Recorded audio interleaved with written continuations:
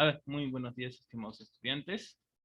Bienvenidos una vez más a la clase de Historia segundo, ¿no? Siendo las 9 de la mañana. Vamos a dar, ¿no? digamos, inicio. Sé que están recién entrando. A ver, Historia segundo. Nos habíamos quedado en las últimas rebeliones, ¿no? Nos habíamos quedado cerca, pues, ¿no?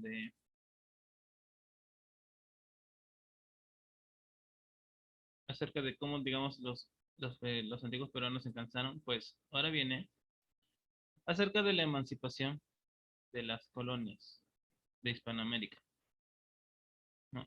Cuando, digamos, todos una vez se cansaron, bueno, ya se cansaron, no se cansaron, bueno, de los abusos cometidos por acá, por los virreyes.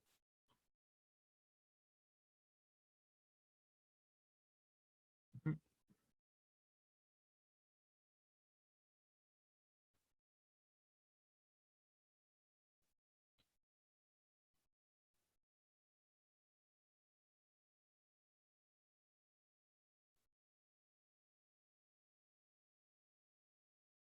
También se le puede conocer, ¿no? Como la descolonización de América. ¿Y cómo empezó esto? ¿Seguro que había rebeliones?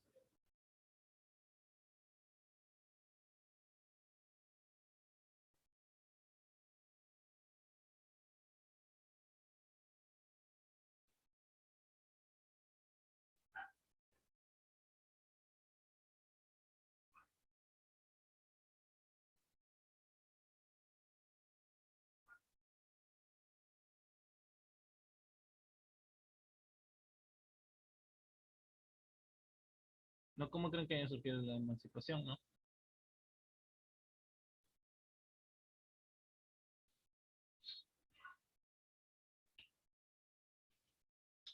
Tanto los términos de descolonización o emancipación de América se refieren al proceso por el cual los territorios de ultramar, caso de España, y las colonias europeas en el continente americano se independizaron de las potencias europeas que habían conquistado sus territorios.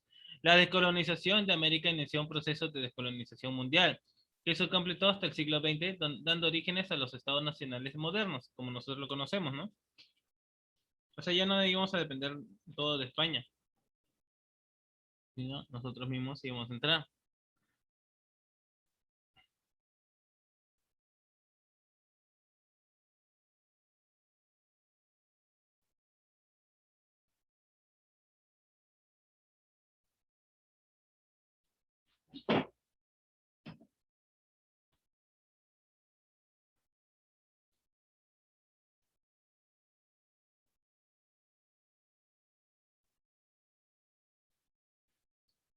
Durante el primer cuarto del siglo XIX, se produjo el desmoronamiento de los grandes imperios ibéricos existentes en América. Ya desde 1780, el territorio americano, que durante 3 siglos había sido regido por la corona española, muestra signos inequívocos de inestabilidad. Antes de 1825, con las excepciones de Cuba y Puerto Rico, la casi totalidad de las colonias americanas terminaron emancipándose. Hispanoamérica se fragmentó en numerosos países, en el centro y en el sur del continente americano, y una parte muy importante de México pasó al control de los Estados Unidos. Pero, ¿cómo era posible esta ruptura con la madre patria? ¿Y cómo evolucionaba el proceso de la separación que terminó con la creación de repúblicas liberales en Latinoamérica? ¿Qué fue el desencadenante? ¿Y quiénes eran los protagonistas del movimiento emancipador? O mejor, ¿de qué grupos sociales de las colonias proviene el deseo de ser independiente?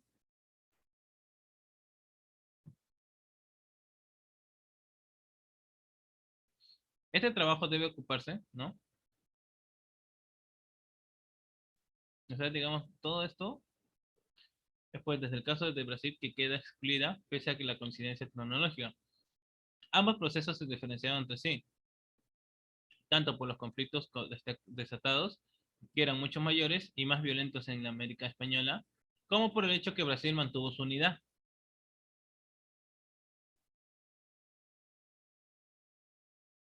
La investigación e interpretación de la política colonial de los países ibéricos representa desde 1760 uno de los puntos esenciales de la historia de Latinoamérica, según el juicio unánime de los historiadores. Así, por ejemplo, ¿no? Cierran para Guillermo Céspedes del Castillo de Emancipación, política de las posesiones de ultramar y la disgregación política de gran parte de los territorios de la corona española, el capítulo más importante de la historia de España. También Demetrio Ramos Pérez escribe que la época de la emancipación es una de las más brillantes de la historia de la América española. Esto muestra la importancia de este asunto para la historiografía española. Muchas obras de historiadores existen sobre este tema. ¿No? Digamos, ¿por qué creen que querían, porque ya le escucharon, sean libres e independientes, ¿no? No, ¿por qué creen que querían? A ver, ¿no? ¿Por qué creen que varios países de América, no solo donde estamos en el Virreinato del Perú, querían su independencia? ¿No? Porque dependíamos de España, pero poco a poco ha ido cayendo. ¿Por qué? Esa es una de las grandes preguntas.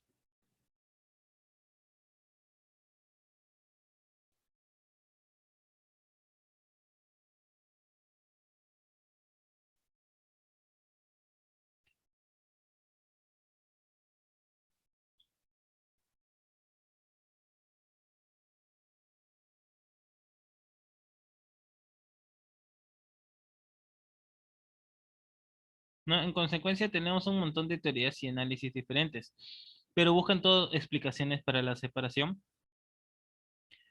en la situación económica y social de las colonias, en el reformismo borbónico, en la crisis que conmueve los cimientos y de la monarquía española en 1800 y en el desarrollo de la alta sociedad criolla.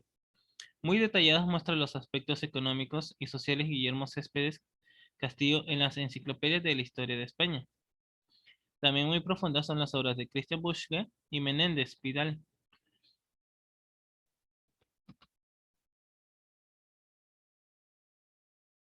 ¿No? Esta elaboración, así como las obras de Andrés Ciudad, Germán Vázquez y Nelson Martínez Díaz, te servirán, ¿no? como fundamento. Por ejemplo, ¿cómo estaba, ¿no? nuestro estado colonial? ¿No? ¿Cómo estaba nuestra sociedad colonial? ¿Estaba de lo mejor? ¿Estuvimos mejor que ahora actualmente? Bueno, puede ser que sí, ¿no? Porque no había esta pandemia. Pero ¿cómo creen que haya estado? Dependíamos de España, acuérdense. ¿Cómo creen que haya estado? ¿Mejor? ¿Bien? ¿Hubieran querido vivir hace tiempo? ¿No? Estando dependiendo de España.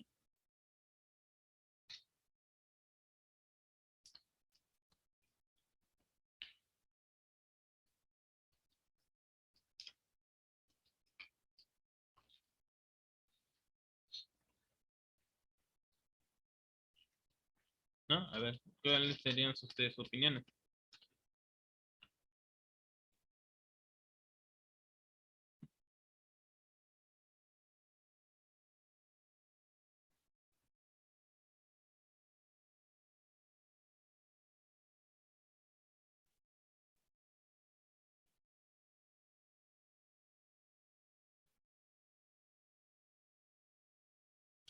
Pues bueno, a principios del siglo XIX, el estancamiento y la dependencia son los marcadores de la sociedad colonial.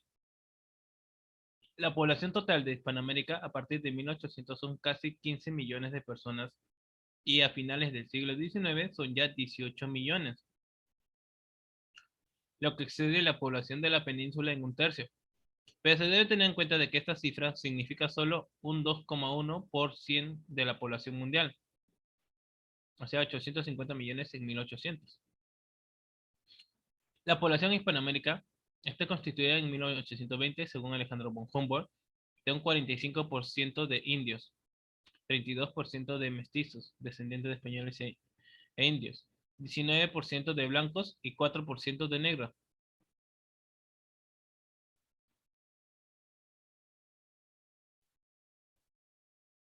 Ante todos los españoles de la metrópoli están en posesión de los altos puestos de la administración civil, militar y eclesiástica, y con eso desempeñan un papel importante para el comercio exterior y la minería.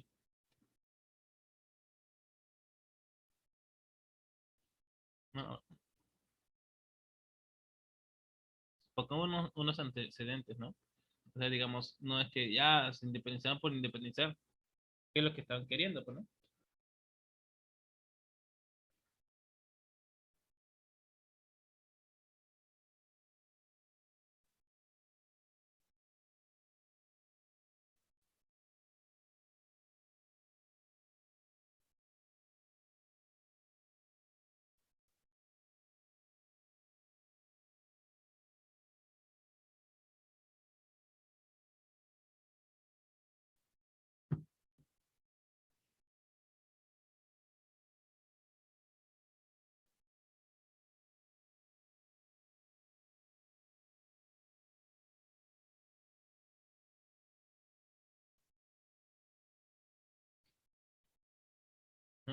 O sea, digamos 45% tanto, ¿no? De indios, 22% de mestizos, 19% de blancos y 4% de negros nada más.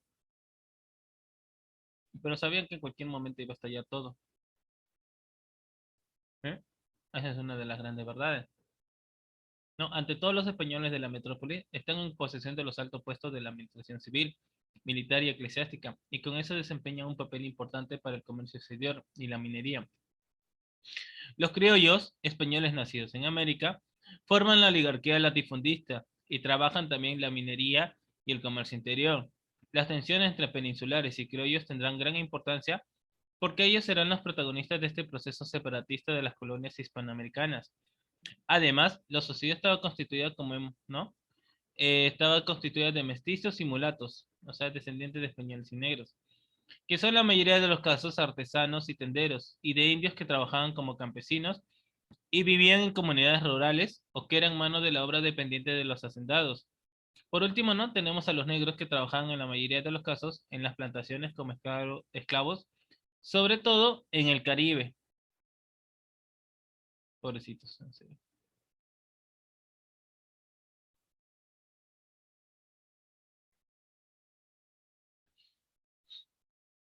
¿No? Como he mencionado, ¿no? Tenemos una cultura multirracial, muy distinta a la sociedad hispana peninsular. También es el caso de la religión y las costumbres existen marcadas diferencias.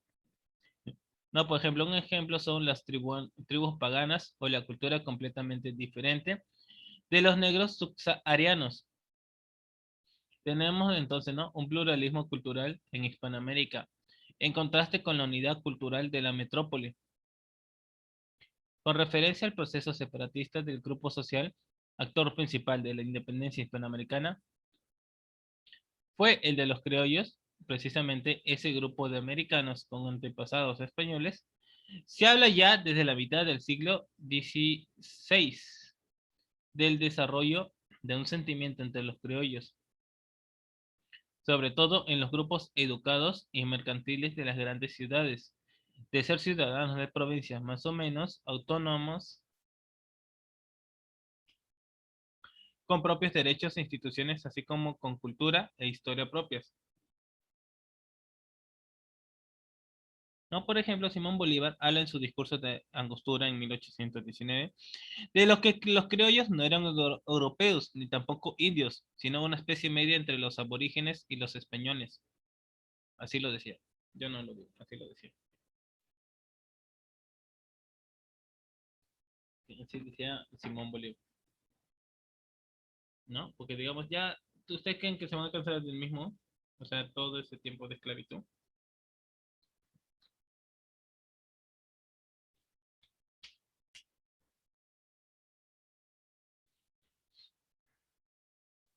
Pero hasta 1808, con sus abdicaciones y el vacío de poder, no se puede hablar del verdadero deseo de ruptura con la corona. Por el contrario, casi nadie de entre los criollos quería la desunión, sino una autonomía más fuerte para mantener su posición lucrativa. El orden colonial servía no solo para proteger la hegemonía criolla, sino que mestizos que en ese tiempo no dominaban numéricamente. Aunque el anhelo sea comprensible si se considera que el hecho de que los criollos al final del siglo XVIII están en mayoría comparativamente con los españoles peninsulares, es que de un 95 a un 97% según los lugares, y que los peninsulares tienen el dominio de las funciones administrativas. Este desequilibrio creaba un descontento que se manifestó en una serie de conflictos con la corona desde el siglo XVI hasta la independencia de las colonias para la creación de una identidad americana y criolla. ¿No? Por supuesto, estas hostilidades también están dirigidas por intereses, ¿no? Económicos.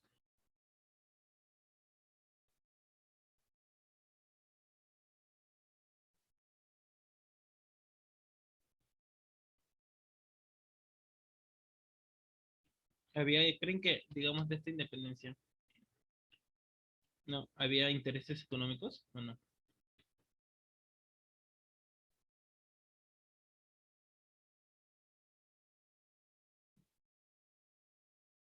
¿No? ¿Creen que haya habido, ¿no? intereses económicos por parte de ellos?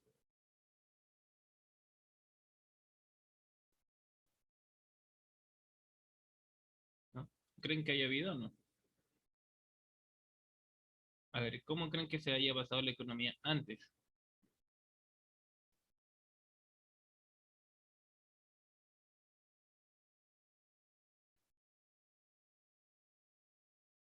¿No? A ver, ya que durante el siglo XVIII la agricultura fue la actividad económica más importante. Factores externos, ¿no? Una devastadora plaga arrasó con casi la totalidad de los cultivos peruanos. Aceleraron la demanda de nuestros productos, especialmente del trigo.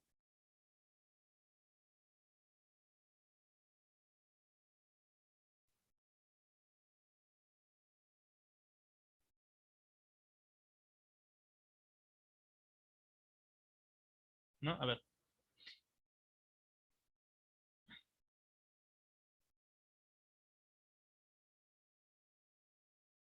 ¿no? ¿Cómo creen que se iniciaba, pues, no?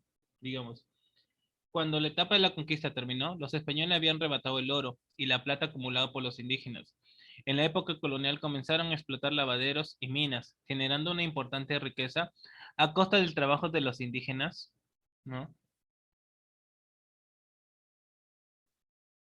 Esta se concentró en la explotación de los lavaderos de oro, como Quilacoya y Madre de Dios, por lo que su explotación estuvo supeditada al desarrollo del conflicto con los indígenas. Las minas se convirtieron en un gran pilar de la economía durante este periodo, influyendo fuertemente en la vida social de la población, por lo que la corona se encargó de proteger todo tipo de explotaciones mineras, el oro y la plata, no solo por lo que significaba para la comunidad, sino por el quinto real, tributo del 20% que se pagaba por estos elementos, eran esencial para la metrópoli. La actividad ganadera predominó durante los primeros 100 años de la colonia, siendo el cebo y el cuero los principales productos. Mientras el primero constituía la materia prima en la elaboración de velas, el segundo era exportado hacia Perú, donde era transformado en diversos objetos, como suelas, badanas o cordobanes. Digamos así se basaba su economía anteriormente.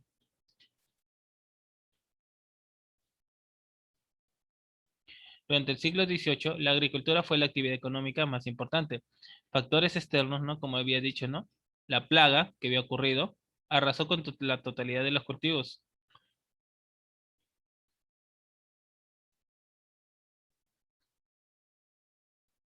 ¿no? Entre los cultivos más frecuentes que se desarrollaron en las estancias, se encontraba, pues, ¿no? A ver, ¿qué alimentos creen que se hayan encontrado?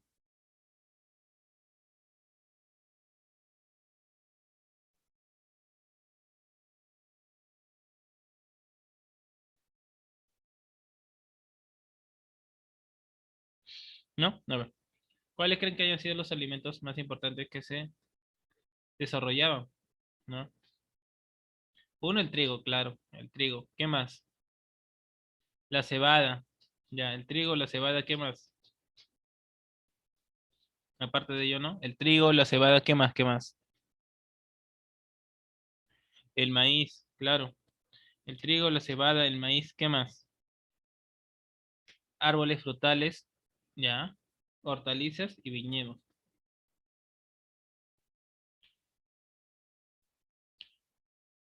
El comercio de todas las colonias españolas estaba bajo los dictámenes de la corona, con el fin de aprovechar al máximo la nueva fuente de materias primas de alta calidad. España estableció un monopolio comercial con América. Para ello se implementó el sistema de flota y galeones, que consistió en la circulación de navíos mercantes desde Europa hacia América y viceversa, lo que transportaban las materias primas y los productos manufacturados para ser transados. Estos además eran vigilados de cerca por barcos de guerra, galeones, a los que aseguraban la integridad de las mercancías y de la tripulación.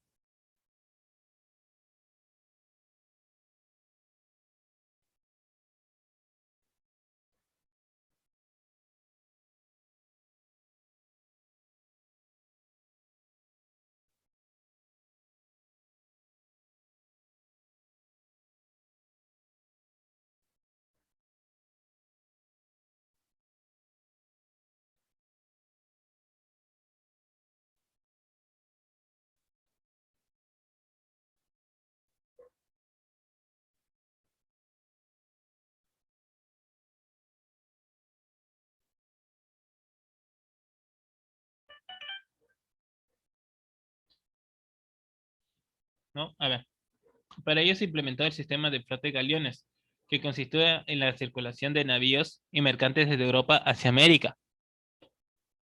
Los que transportaban las materias primas y los productos manufacturados para ser transados, ¿no? Estos además eran vigilados de cerca por barcos de guerras, galeones, los que aseguraban la integridad de las mercancías y de la tripulación. Gracias a esta modalidad, el intercambio era continuo. Los comerciantes de nuestro país, por medio de sus agentes, llegaban a la ciudad de Portobello, Panamá, para adquirir los productos manufacturados provenientes de Europa, entre lo que destacaban armas, joyas, aceite, vino y telas. Su traslado incrementaba considerablemente el precio de la venta, lo que paralelamente fomentaba el contrabando de mercancías para conseguirlas a menor costo. El monopolio comercial era tan estricto que incluso el intercambio entre las mismas colonias estaba fuertemente vigilado. Este hecho cambió de forma progresiva a contar del siglo XVII, cuando la corona flexibilizó las trabas comerciales. Una de ellas repercutió de manera directa en nuestro país, ya que permitió la apertura en dos importantes puertos, Valparaíso y Talcahuano. Durante la colonia, los gobernadores asignaban cierto número de indígenas a cada conquistador para que estuviesen bajo su cuidado. Estos debían trabajar según las órdenes de los españoles y pagarles tributos en dinero o especies, debiendo recibir a cambio protección, comida y abrigo. Este sistema se conoció con el nombre de encomiendas y cada español a cargo de un grupo de indígenas recibe el nombre de encomendero. ¿Se acuerdan cuando hicimos eso? Pues sí.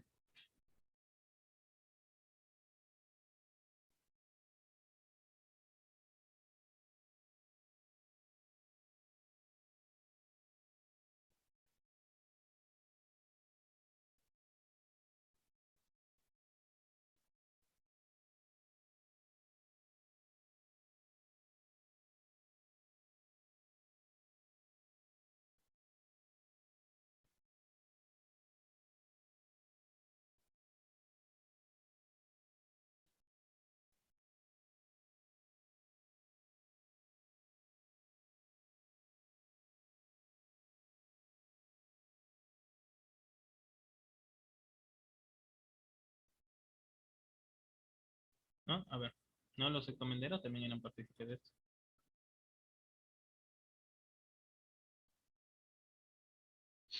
Sin embargo, la situación no era tan ideal y finalmente las condiciones de la vida de los aborígenes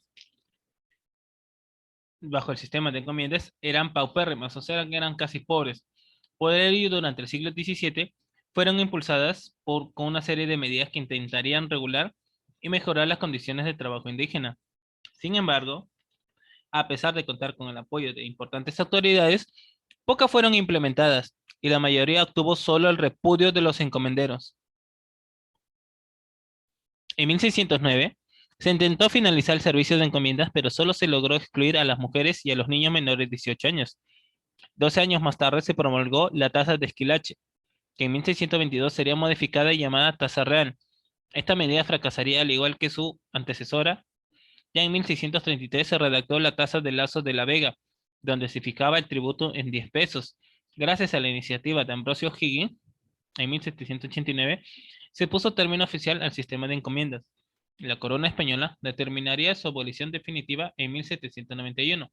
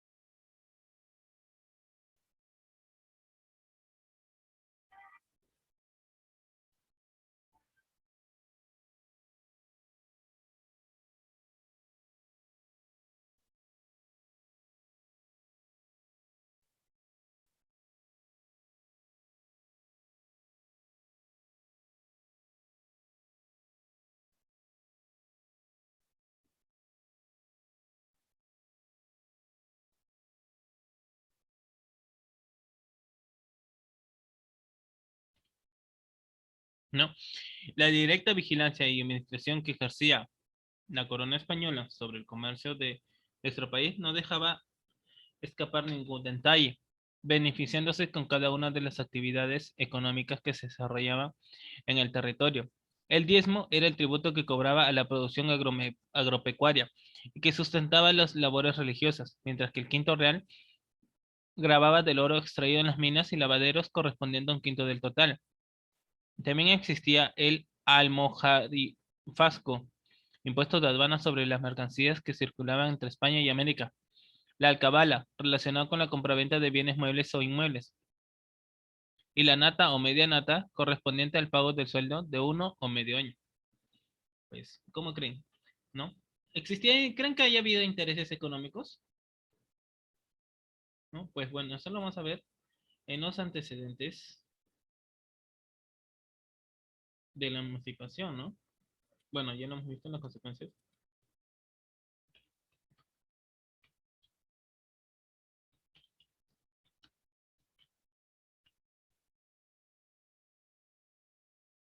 No, porque acá había, digamos, para que, ¿cómo creen que haya llegado, no? ¿Cuál creen que había y ha sido su declive? En la clase anterior habíamos hecho, ¿no?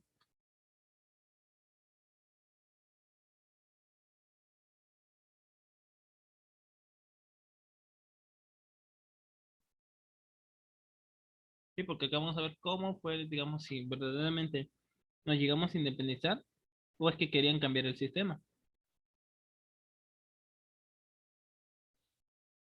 ¿no? Por ejemplo, la mayoría de los historiadores coincide que el proceso más antiguo que dio origen a la independencia del Perú fueron las reformas borbónicas. Este largo periodo en que una serie de medidas políticas y económicas restrictivas y represivas provocó que una amplia gama de sectores criollos, mestizos e indios participaran en movimientos sociales en los sectores geográficos, donde la reforma afectaron de manera más aguda. Sin embargo, las ideas reformistas que se expusieron en la época, en los planes políticos de los levantamientos junto a algún discurso o separatista, ligado a un milenarismo indígena, no tuvieron los resultados inmediatos esperados. En vez de dividir a la población en españoles y peruanos o americanos, los levantamientos y rebeliones separaron a las élites criollas y mestizas de las masas indígenas, pues las primeras temían que un desborde popular transforma la estructura jerárquica de la sociedad colonial. Por último, si bien durante esta época se dieron pugna entre la élite limeña y la provincia y la provinciana, estas no fueron decisivas en el posterior proceso de independencia, brindando más bien apoyo, una vez que los ejércitos libertadores ya se encontraban en territorio peruano, como es el caso de los montoneros o las denociones. Otro punto común entre los historiadores es que un antecedente se encuentra en las ideas de la Ilustración y del liberalismo. La Ilustración, corriente de pensamiento que tuvo su más alto desarrollo en Francia en el siglo XVIII, propuso un mundo basado en la razón como modo de progreso que traería la felicidad de los hombres. Sus postulados están ligados al desarrollo de la tecnología y los avances de las ciencias naturales con la finalidad del mejoramiento social. Estaban ligadas intrínsecamente con la educación. Por otro lado, el liberalismo es la expresión política de la Ilustración y se basa en la concepción individualista del mundo. Dentro de esa preeminencia del individuo, el sistema político no podía estar fundamentado en la providencia, sino en el sufragio universal, y el Estado debía sostener la división de poderes, la defensa de la propiedad, la tolerancia de culto, la igualdad entre los hombres y la abolición de la esclavitud. Si bien esas ideas llegaron y se difundieron en círculos académicos, grupos intelectuales ni espacios políticos recién creados, su propagación fue muy limitada y no se configuró como una ideología dominante. El discurso de la Ilustración y del liberalismo fue el motor de los pensadores políticos de los últimos años de la colonia y de los primeros de la República. Y los encontramos en una serie de pensadores como Hipólito Unanue, José Baquijana y Carrillo, Toribio Rodríguez de Mendoza y Juan Pablo Vizcarra y Guzmán. Y publicaciones como, a ver, anteriormente existió un diario. No, no es el Comercio, no es la República. Bueno, ahora se dejaron de ser confiables. Hubo un diario en el cual, pues, no, ellos mostraban sus ideas. ¿Cuál creen que haya sido? Tiene el nombre de un planeta.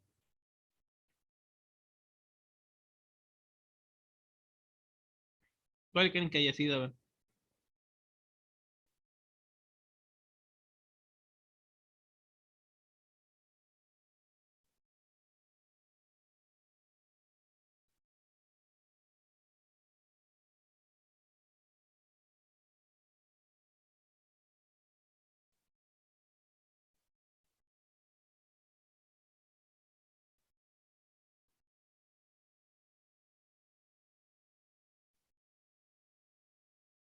¿no? A ver, ¿cuál creen un diario en el cual ellos escribían?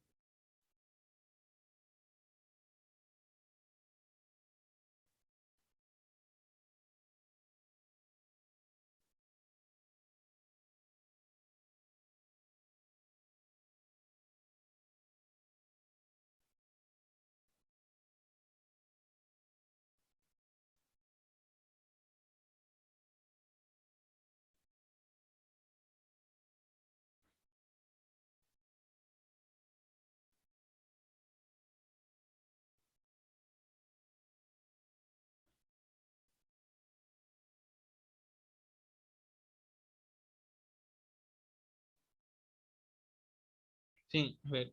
eh, claro, el primer planeta, Mercurio.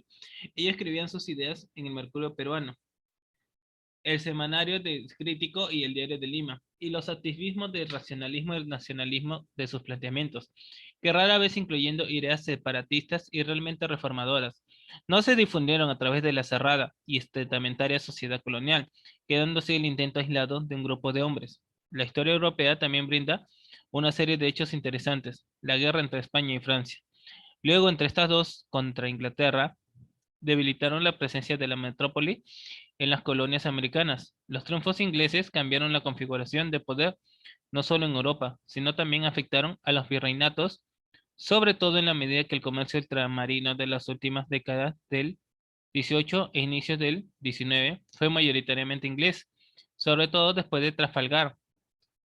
Más importante fue la invasión napoleónica a España, ¿no? Que remeció los cimientos de las élites y de la burocracia política a crear una crisis de legitimidad que fue recibida de diversas maneras según el virreinato. La creación de la Junta Central en Cádiz, la emisión de una constitución liberal en 1812 y el retorno al absolutismo en 1814 para que tan solo 6 años después de una rebelión liberal en España, vuelve a cambiar la naturaleza política de la corona. Sacudieron una y otra vez a las clases dominantes americanas. En virreinatos como el Río de la Plata y Nueva Granada, se organizaron grupos criollos que apostaban por el separatismo en la medida también que favorecía sus intereses, a luchar contra el absolutismo y el control de la economía colonial. En los virreinatos del Perú y de México, por ejemplo, las élites permanecieron fieles a la corona en la medida que éste garantizaba sus beneficios y fueros, y más alzó su voz para llamar al separatismo en los momentos en que España parecía dar un giro liberal y ya no podía encargarse de mantener la situación colonial en América, por lo cual otro grupo debió hacerlo.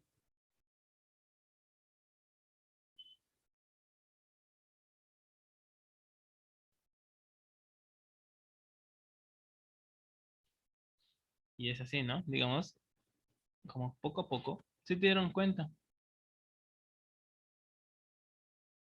¿no? O sea, poco a poco se dieron cuenta, ¿no? Digamos, ya que esta emancipación, ¿no? Se refiere a toda aquella acción que permite a una persona o un grupo de personas acceder a un estado de autonomía por cese de la sujeción de alguna autoridad potestad. Estamos bajo el dominio de la corona española, ¿no? Se señala como antecedente histórico la emancipación a la institución romana de la venia aetatis, que era concedida por el emperador a los varones mayores de 20 años, por virtud de la cual esos menores de edad disfrutaban de una capacidad semiplena, que les permitía disponer de sus bienes muebles, pero que no les autorizaba para hacer una donación o enajenarlos, sino hasta que alcanzaran la mayoría de edad, que en Roma empezaba a los 25 años de edad. En algunas regiones del mundo, por ejemplo en México, el menor de edad emancipado puede realizar por sí mismo y sin la intervención de quien ejerce la patria potestad o en su caso el tutor, toda clase de actos sin contratos, excepto los relativos de la enajenación y gravamen de bienes inmuebles, para los que se requiere la autorización de un juez competente. Tampoco puede comparecer en juicio sin un tutor especial. Por ejemplo, ¿no? Digamos, acá en Perú, cuando uno es libre,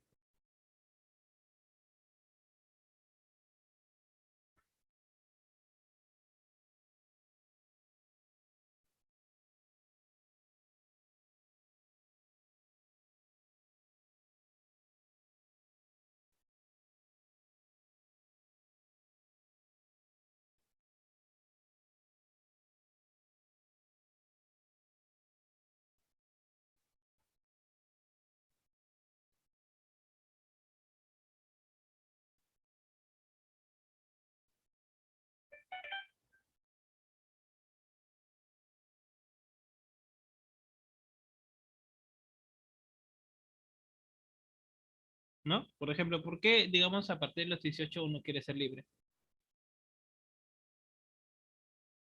¿No? Algunos quieren ser libres a partir de los 18 años, ¿no? Cuando dicen, ay, al fin ya me liberé, tengo edad.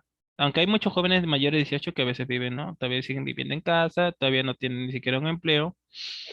No, así como dicen, ¿no? Estos famosos videitos, ¿no? Pero cumplir 18 para independizarme. ¡Ja! Algunos no se puede todavía, ¿no?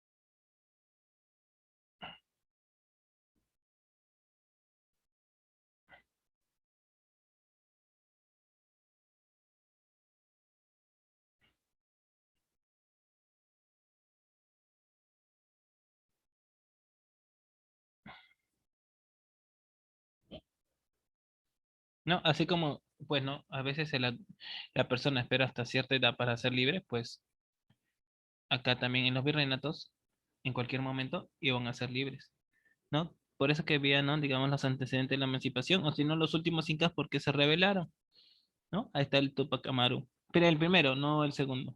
También Tupac Amaru segundo. También después se llegó a rebelar. En la cual también vamos a ver, ¿no? Tanto los precursores como los próceres de la independencia. Para el fin, ¿no?